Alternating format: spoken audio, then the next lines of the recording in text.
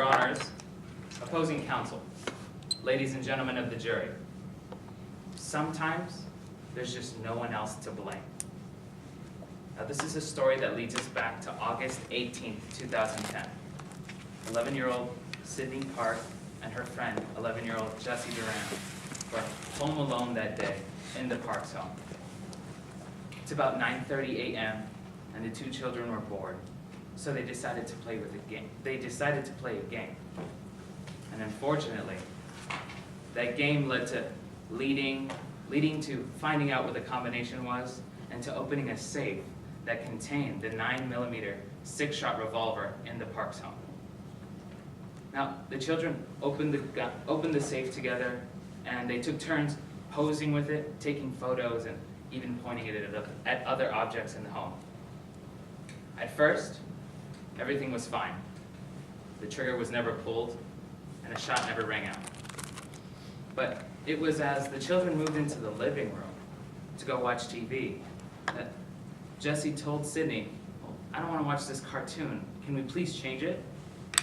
Sydney said, "No, this is my house, so I get to decide what's on TV."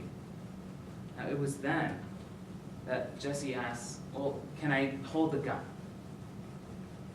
Instead of handing over the gun to Jessie Duran, which had been loaded, Sydney Park, she tosses it over, leaving Jessie Duran to desperately grasp, trying to hold the gun, to make sure that nothing happens. And it's then that in her desperate attempt to reach out for the gun, that the trigger is pulled and Sydney Park is killed. Now the plaintiff will come before you and try and tell you about a completely different scenario.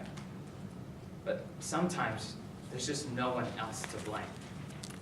Now, we as the defense don't have the burden in today's case. The plaintiff does. That means that they have to prove to you each and every element to their case by a preponderance of the evidence. Now, what this means is that they must prove to you the facts and data of today's trial more likely than not by as little as 50% and a feather's weight. Now, they're pursuing intentional shooting, that Jessie Duran intentionally shot Sydney Park. What this means is that there are 4 separate elements that they must prove. First, that Hayden Duran was the parent which had control and custody of Jessie Duran. Second, that Jessie Duran acted in what we call willful misconduct. Third, that the Parks family suffered bodily harm or injury.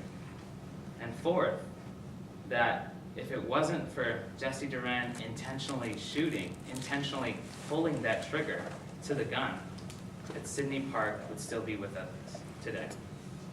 Now, in order to ensure that the jury receives a fair and accurate representation of today's facts, the defense will be calling 3 witnesses before you today.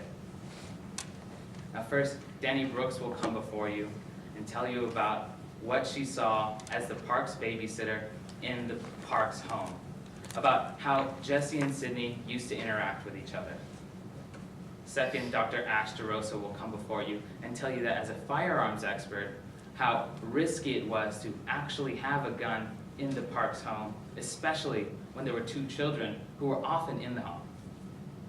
Now, lastly, Jessie Duran will come before you and tell you about what actually happened that day, how she's the only one who actually lived through those moments and in that fear when the gun went off. Now, it's at the end of today's trial that the defense hopes and will attempt to make clear 2 things. That sometimes there's just no one else to blame, and that you find Hayden Duran not liable. Thank you. Thank you, Counselor. Plaintiff, are you ready to proceed with your case?